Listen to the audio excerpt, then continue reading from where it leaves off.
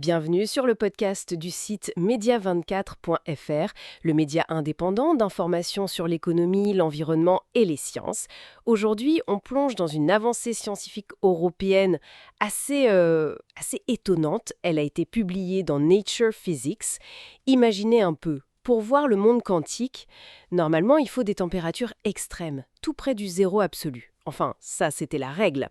Jusqu'à maintenant, des chercheurs à Vienne et à Zurich ont trouvé une astuce. Pour nous éclairer sur cette prouesse, on accueille notre spécialiste des sciences. Bonjour. Bonjour. Alors, cette première mondiale, c'est un peu fou, non? Observer le quantique sans congélateur géant. Pourquoi ce besoin de froid, d'habitude? Oui, c'est ça. Le problème principal, c'est ce qu'on appelle l'agitation thermique.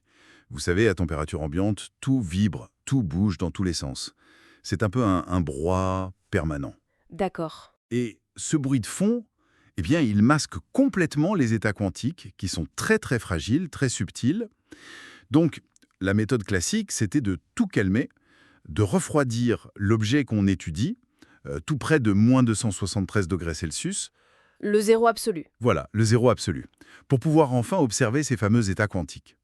Par exemple, l'état d'énergie minimale d'une particule, Son état fondamental? exactement, ou même cette capacité étrange à être dans plusieurs états en même temps, la superposition. Bon, ok. Donc le froid, c'est pour faire taire le bruit ambiant et écouter la petite musique quantique. Mais alors, comment cette équipe a fait? Comment ils ont contourné ça? Quelle a été leur idée? Eh bien, l'astuce, l'idée vraiment ingénieuse, ça a été de ne pas essayer de refroidir toute la particule. On parle d'une nanoparticule de verre, c'est minuscule, plus petit qu'un grain de sable. Oui. Au lieu de refroidir le tout, ils se sont concentrés sur un aspect très précis, sa rotation. Avec un dispositif assez complexe de lasers, de miroirs, ils ont réussi à calmer, à freiner spécifiquement cette rotation. Ils lui ont retiré de l'énergie, mais seulement à la rotation, pour l'amener quasiment à son état de rotation le plus bas possible, l'état fondamental pour ce mouvement-là. Attendez, ça veut dire que pendant qu'ils faisaient ça sur la rotation, le reste de la particule, elle, pouvait rester chaude. Mais tout à fait. Et c'est ça qui est vraiment fascinant. La particule elle-même, globalement, elle pouvait être à des centaines de degrés. Incroyable. Oui, mais ce mouvement précis, la rotation, lui était dans un état quantique calme.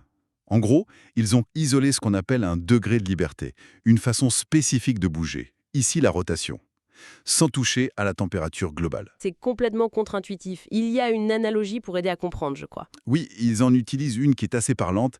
Imaginez une voiture. Le moteur tourne à fond, il est brûlant. D'accord? Et vous, par une sorte de magie, vous arrivez à bloquer net juste le volant, sans que le moteur ralentisse ou refroidisse. Ah oui, je vois l'idée. C'est un peu ça.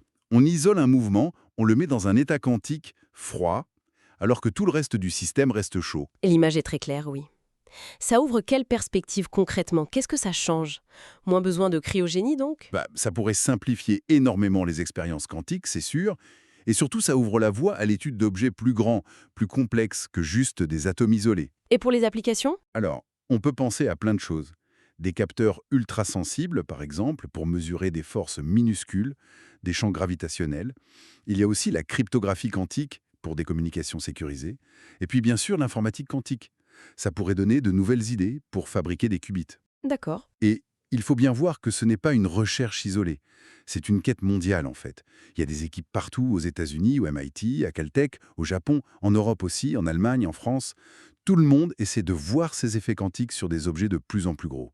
Cette technique de refroidissement ciblé, c'est une nouvelle approche très prometteuse. Donc, si on résume, une équipe européenne a réussi à voir et contrôler un état quantique, la rotation d'une nanoparticule à température ambiante. Pas besoin de tout congeler, il suffit de cibler le bon mouvement. C'est une belle avancée technique. Exactement. Ça ouvre une porte vers un futur où, peut-être, on pourrait contrôler quantiquement certains aspects d'objets beaucoup plus gros, même visibles à l'œil nu, tout en les laissant chauds. Et ça pose une question intéressante pour la suite. Si on peut isoler la rotation comme ça, quels autres mouvements, quelles autres propriétés d'objets complexes on pourrait un jour contrôler de manière quantique sans tout refroidir? Ça laisse songeur. Merci pour votre écoute et retrouvez plus d'actualités sur media24.fr.